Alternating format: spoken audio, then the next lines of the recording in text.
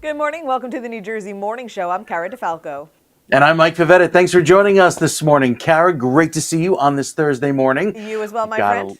a lot of stories, including the big one. New Jersey Senator Bob Menendez was found guilty on federal bribery charges. The state's senior senator was accused by federal prosecutors of selling access to his office by accepting bribes in cash, gold, and a Mercedes. He was charged with 16 counts of bribery, extortion, wire services fraud, obstruction of justice, and acting as an agent of a foreign government, and was convicted on all counts.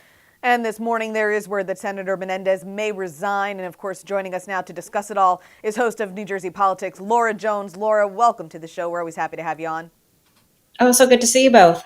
Laura, what's the very latest going on now with Senator Menendez?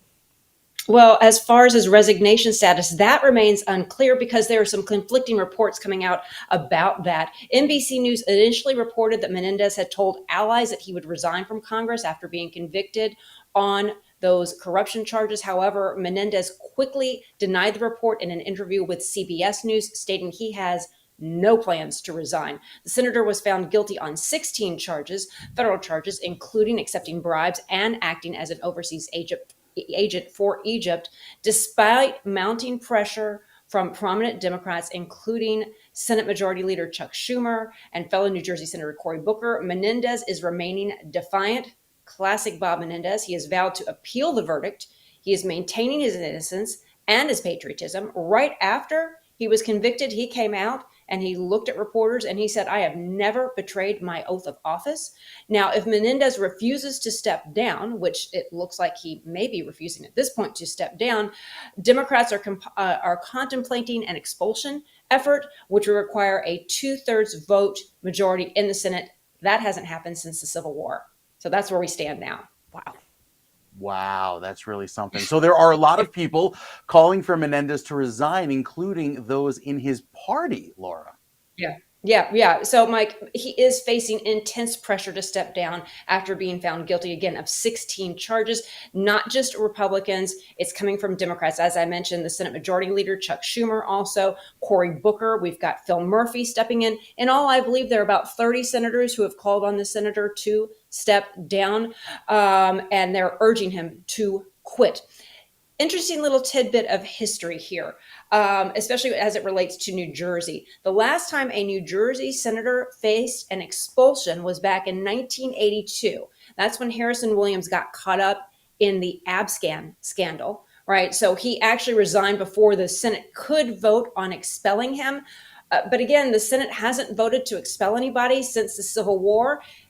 Another interesting tidbit here, you don't technically have to quit or resign, even if you've been convicted and are in prison. So he would be barred from future office, but not current office. So he can still run for reelection, right? It's the new office that he could not run for. But again, that pressure is mounting. Some Democrats are talking about trying to expel him if he wouldn't go willingly. Also, when you look back to when Bob Torricelli was facing pressure for accepting gold watches and that grandfather clock back in the early 2000s, the Senate censured him. He eventually dropped out of the race for U.S. Senate. Frank Lautenberg replaced him. So again, the Senate doesn't take this lightly.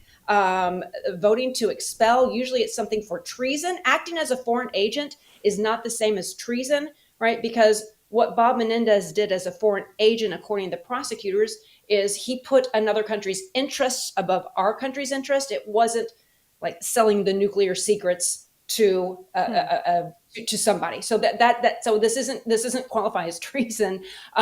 Where back in the Civil War, I believe there have been 15 people expelled, and a lot of it had to, I think 14 of the people expelled had to do with supporting the Confederacy, deemed as treason. So interesting history here about what the Senate is facing. So I don't think they want to have to expel him because, again, the rules of the Senate. Can you imagine being in prison and you don't have to resign your seat? That's interesting. Yeah, it's interesting to say the very least, and that it is interesting history there as well. Speaking of being in prison, is Menendez facing serious time based on these charges? Yeah, Kara, let's talk about what Menendez is actually facing. He is facing some serious jail time after being found guilty on all of those federal charges. So technically, he could face up to 220 years in prison because there's a minimum maximum sentence of 20 years per count. But he's 70 years old. He's not likely to get the maximum sentence, or they could make them run, all one on top of each other. Yeah, exactly. Experts, though, they're saying it's likely he would get 10 to 20 years behind bars because this is his first offense. Not his first time he's gone to trial, first time he's been convicted. And again, at 70 years old, even 10 years can be a death sentence for someone. The judge has set sentencing for October 29th, just days before the election. Menendez has said, listen, Menendez's legal team has said they are filing an appeal.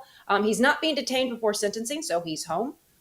He's not being held in prison or in jail. And I'm not sure if the sentencing could be delayed as he's appealing, but he already hired an appeals team before the regular trial got started. So his legal team is on top of it.